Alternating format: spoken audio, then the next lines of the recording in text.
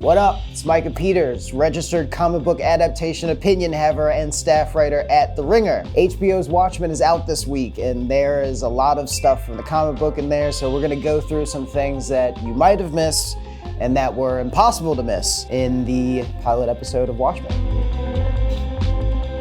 A note though, this is by no means comprehensive. I am not an internet sleuth. I just happened to read the comic book and watch the movies, and I loved both. Let's get into it.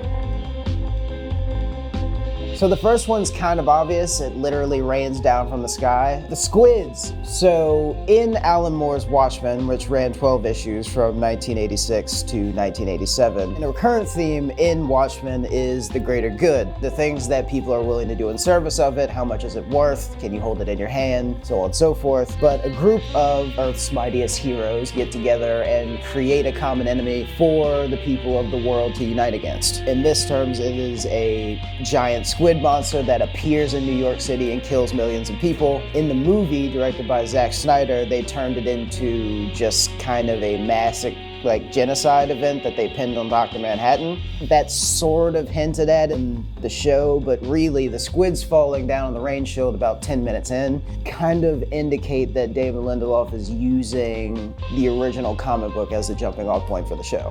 Next up, police wearing masks. Actually, everyone wearing masks. Alan Moore's Watchmen comic is very Byzantine and complicated and employs a lot of geopolitics. But anyway, there's something called the Keenact where there can no longer be any unaccounted for vigilantes or mass superheroes. Everybody has to be registered or tire. This is how Doc Manhattan becomes Richard Nixon's errand boy, more or less. So Lindelof's HBO show builds on that by just taking that to its logical conclusion.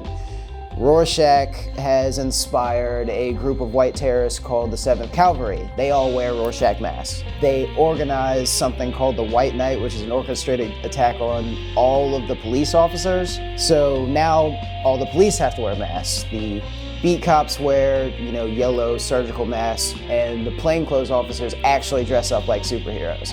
A few other geopolitically fuzzy things that rise in Watchmen, since there's a point of divergence in 1938 because Moore just assumes that superheroes, what would happen if they were there? And it follows an entire alternate timeline where, again, Richard Nixon, appeals the 22nd Amendment and gets a third presidential term. Now we have President Robert Redford, who gave Redfordations to black people. There was the quick mention of Vietnam as a state. We annexed that apparently after winning the Vietnam War. That happened as Angela was talking about making mooncakes. I would say keep an eye out for more of these weird political references as the show goes on. Now for the more obvious ones. 1, Archie, the owl ship, which is now just the standard police cruiser. So the Archie was more or less the Batmobile that Night Owl got around in. Night Owl is the superhero played by Patrick Wilson in the 2009 film. They just use that as a standard police cruiser now. And another one that was impossible to miss, the single drop of blood